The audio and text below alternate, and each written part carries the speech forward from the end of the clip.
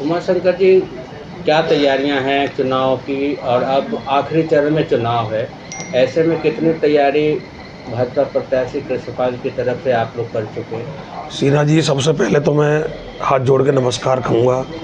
हमारे माननीय मंत्री जी के पिछले 10 साल के कार्य सबके सामने हैं। दुनिया भर के इन्होंने काम कराए हैं, पुल बनवाए हैं, सड़कें के जाल बिछवा दिया है, कनेक्टिविटी फरीदाबाद की बहुत अच्छे से करा दी है। तो सरकारी स्कूल कॉलेज दुनिया भर के ये इन्होंने फरीदाबाद में कार्य किए हैं। तो ये तो निरंतर अपने प्रयास करते रहते हैं, वो इनकी तैयारियां रेगुलर चलती रहती हैं। तो अब क्या हालात है? चुनाव अब नज़दीक है, बिल्कुल चुनाव नज़दीक है। देखो, 2014 में हम करीब 4 सवा 4 लाख वोटों से जीते थे। 2019 में हम 6,38,000 वोटों से जीते हैं। तो हमारे लिए, माननीय मंत्री जी के लिए, ये एक सबसे बड़ी जो चुनौती है, जो आप कहना चाह रहे हो, चुनौती जीतने की नहीं है, जीत तो निश्चित है। इन पे चुनौती है अपनी पोजीशन बरकरार रखने के लिए, कि जिस पोजीशन के लिए ये लड़ रहे हैं। पूरे देश में एक संदेश है, पूरे देश की एक निगाह है कि फरीदाबाद के इलेक्शन बहुत बड़े मार्जिन से भाजपा जीतने जा रही है। उस चुनौती को बरकरार रखने के लिए चुनौती है हमारे पास। तो क्या मान के चल रहे हैं इस बार? बहुत विशाल अंतर से हमारी जीत होगी, और आने वाली 4 तारीख को ये सबके सामने आ जाएगी कि हम कितनी वोटों से माननीय मंत्री जी जीत के दिखाएंगे। आप वैश्य समाज से ताल्लुक़ रखते हैं, बताते हैं कि काफ़ी वैश्य समाज के लोग नाराज़ हैं भाजपा प्रत्याशी से, ऐसा क्या है? सीना जी, ये बात बार बार क्यों निकल के आ रही है, ये समझ में नहीं आई।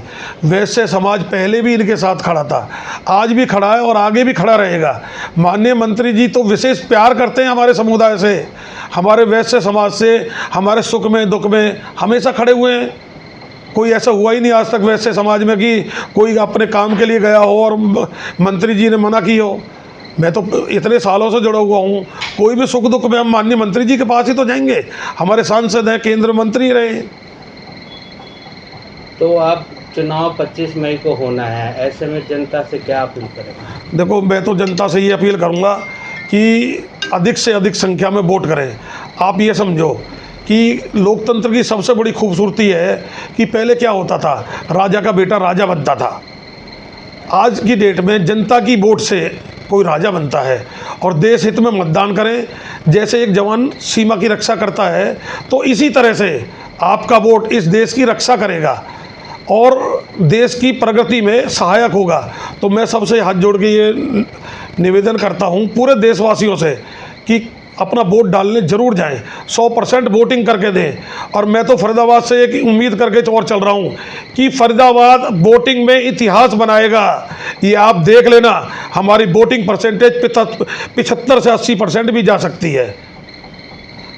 तो यही मेरी सबसे अपील है।